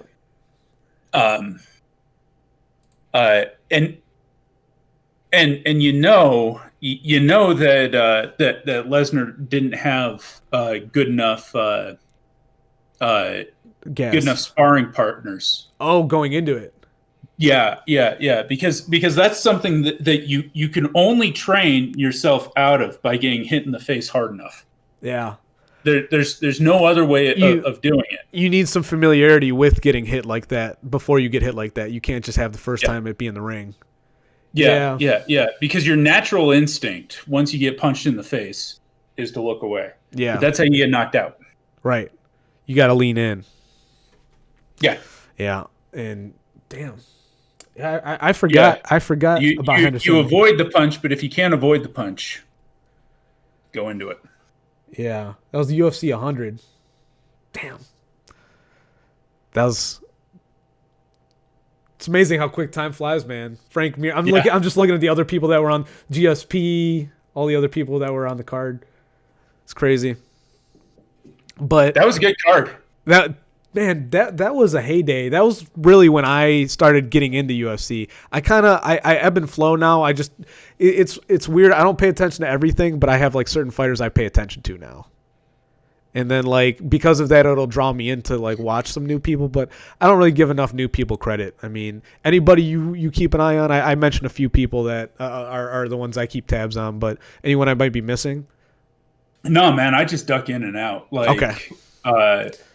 I'm the same way. I've been watching more, but I haven't. Well, after Masvidal's Trump rant, he's been someone I want to keep an eye on. I want to make sure, almost from a branding perspective, after going so pro Trump, I want to make sure he's not losing like a bitch. You know, because I don't think he's had a fight since he did that. So, but also Masvidal probably has one of the most legendary knockouts I've ever seen. It was like that 0.8 second where he just like he came in like he already was getting momentum before they said to start. Oh, that was against Askren, right? Was it Askren? God, I don't remember who it was. The flying knee. Yeah, the flying knee. Yeah, that was Askren. It was like the 0.8 second knockout. Like he just went like as they're saying fight, he's like coming in with the knee and just. Yeah. Because they both charged. Askren was going to go for a double leg, and he came in and kneed him as he's leaning in and just. Knocked him out. And that was right away. Masvidal was just like, ta-da! I mean, the whole thing. I think I watched it I watched it again like a week or two ago. But he's also a good fighter. Like he has it's funny because so many of these great guys will never have these legendary knockouts. But he's got both. Right. He's a great fighter who also has that like Jordan tongue out dunk moment. You know? Right. Yeah. Well, shoot, man, we're going on 2 hours here, and we're just ranting about UFC, but I love it, man. Yeah. That's it. I'm actually going to be trying to cut and edit this more. What I'm planning on doing is I'm going to edit this, and I got a buddy of mine. I don't even care. We're recording right now. So if you like this, if you liked what we've been doing, like, comment, subscribe to my channel. Also, if you want to hop on, I was telling John, how easy was it to hop on this call? Oh, it's super easy. You just go into Discord and go to the live broadcast, and you're in. That's it. So eventually what we'd like to do, as much as we had a nice dialogue here, I plan on talking about these in the future, telling people when they're going to be. And so if you ever want to hop in either the chat, you can hop in voice. So your voice will be played over ours and it will be part of the recording. You can hop in whether you want to chat with us, talk with us, or even hop in and share your video. I can swap out myself or John, and the more the merrier. So signing off. Johnny, anything else you want to say? No, I think we covered a lot. We did. I'm gonna have my work cut out for me, but I definitely have a lot of Play-Doh here. Cool. All right, man. Take it easy. You too.